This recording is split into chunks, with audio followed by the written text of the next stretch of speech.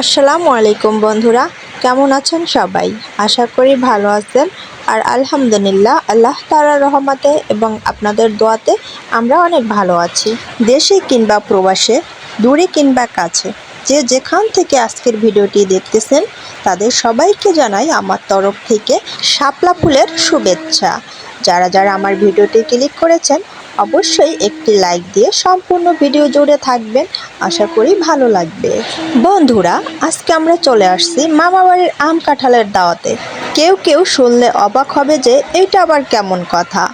এইটা আসলেই যারা শহরে থাকে তারা বুঝবে না, যারা গ্রামে থাকে তারাই একমাত্র বুঝবে যে মামাবাড়ির আম কাঁঠাল খাওয়ার যে মজা।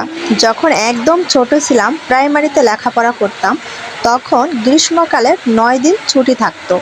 আর সেই ছুটিটাকে আমরা বলে থাকতাম যে মামাবাড়ির আম কাঁঠাল খাওয়ার জন্য ছুটি দিয়ে থাকে এটা।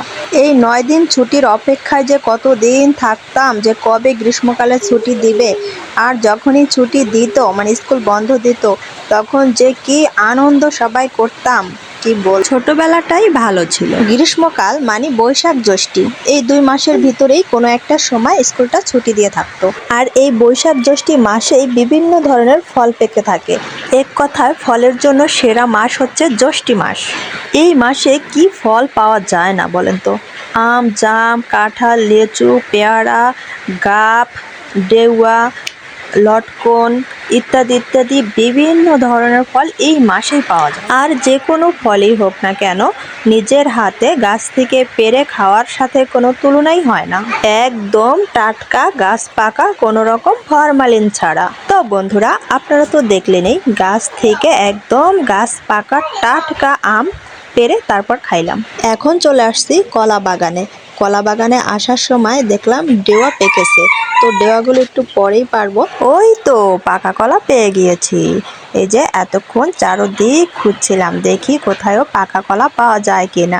পুরো বাগানটা খুঁজেছিলাম, আমার সাথে আরও রয়েছে কয়েকজন মামাতো ভাই, বোন, নানি, আমি এবং আমার বোন, সবাই মিলে একসাথে কলা বাগানে এসেছি। মামা কিছুক্ষণ আগে এক ছড়া কলা নিয়েছে, রান্না করার কলা, যে ওটাকে কি বলে, আনাস কলা না কাঁচকলা কি যেন বলে। আপনারা কিন্তু কমেন্ট করে জানাবেন, আমি সঠিকটা বলতে পারলাম না। কলাগুলো আসলে ওই রকম বাতি হয়নি, কলাগুলো হচ্ছে বৃষ্টির কারণে কলা গাছের মাথা সহ ভেঙে গিয়েছিল, তো সেখানে কলাগুলো লাল হয়ে গিয়েছে।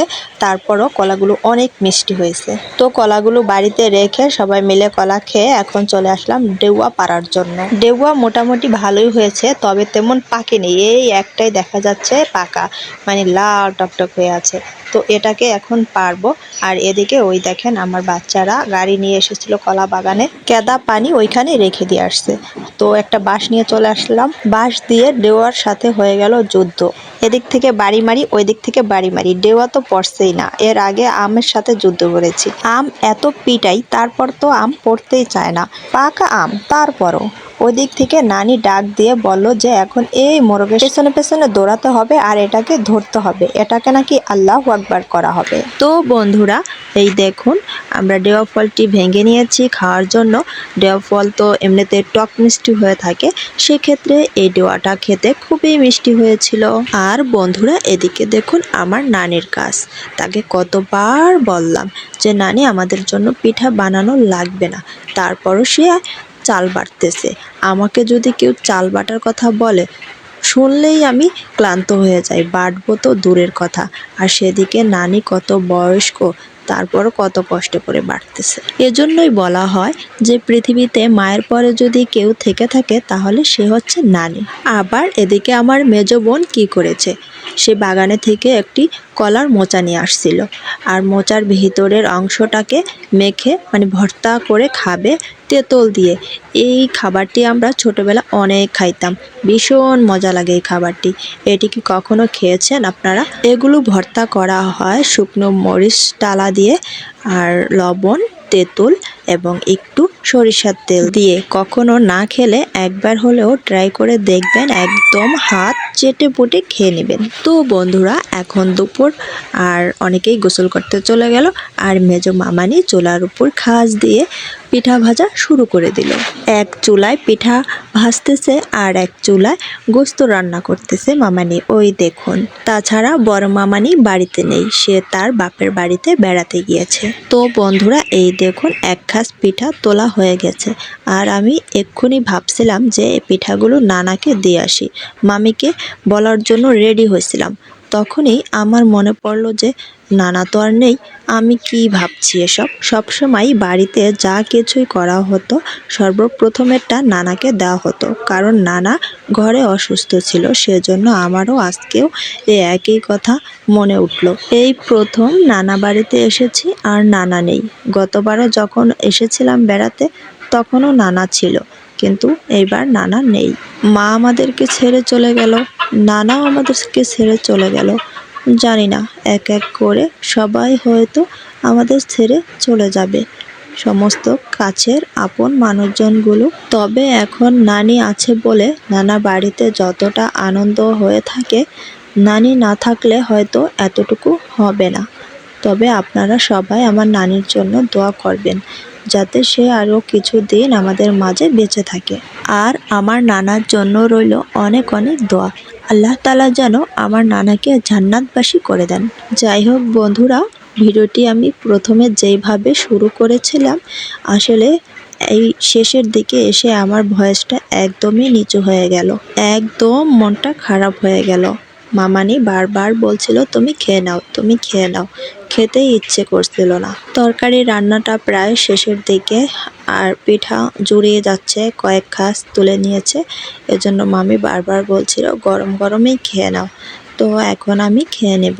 বন্ধুরা, পিঠাগুলো কিন্তু খুবই সুন্দর হয়েছে, একদম ছিদ্রযুক্ত এবং ফুলে উঠেছে। নানি যখনই পিঠা বানায় তখনই নানির পিঠাগুলো সবার থেকে আলাদা হয়, একদম সুন্দর। যখন ভিজা পিঠা বানায়, মানে চিতাই পিঠা ভিজায়, তখন নানির পিঠাগুলো এত নরম হয়, অন্য কোথাও আমি এরকম দেখি না। পিঠা খেতে না খেতে এদিকে ইমাম এবং ইমন শুরু করে দিল, তারা আবারও আম খাবে, আম পেড়ে দিতে হবে তাদেরকে। তো তারপর আবারও কয়েকটা আম পেড়ে নিলাম, এখন তাদেরকে কেটে দিব। এই আমগুলো কিন্তু এক্ষুনি পাড়া হলো আর এক্ষুনি কাটা শুরু করে দিয়েছি।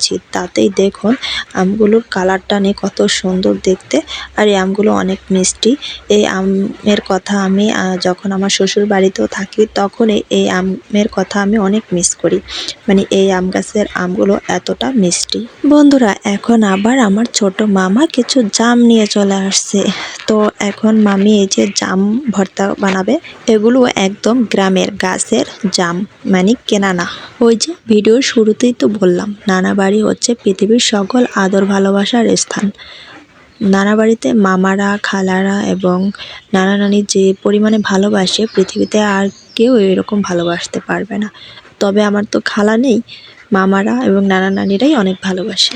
তারা আমাদেরকে কতটুকু ভালোবাসে এটাতেই বুঝেন যে আমাদের বিয়ে হয়ে গেছে, বাচ্চা কাচ্চা হয়ে গেছে, আমরা এখনও নানা বাড়িতে বেড়াই। বাড়িতে থেকে আসার সময় নৌকার ভিতরে এক মেয়ে যাচ্ছিল প্রাইভেট পড়তে, আর আমরা আসছিলাম এইখানে। তখন মেয়েটা যখন শুনলো যে আমরা নানা বাড়িতে বেড়াতে আসছি, মেয়েটা একদম অবাক হয়ে গেল যে আমরা তো কখনই নানা বাড়িতে বেড়াতে যাই না। নানি বাড়িতে যদিও যাই, নানি আমাদেরকে দিয়ে অনেক কাজ করায়। তো এটা শুনে আমার আসলে মানে কেমন হলো।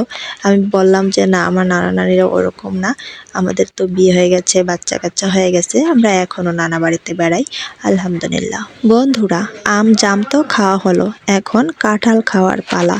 কাঁঠাল এর আগেও খেয়েছি, যখন এসেছি তখনই খেয়েছি, তো ওটা ভিডিও করা হয়নি। তো ভাবলাম কাঁঠালটাও একটু ভিডিও করে নিই।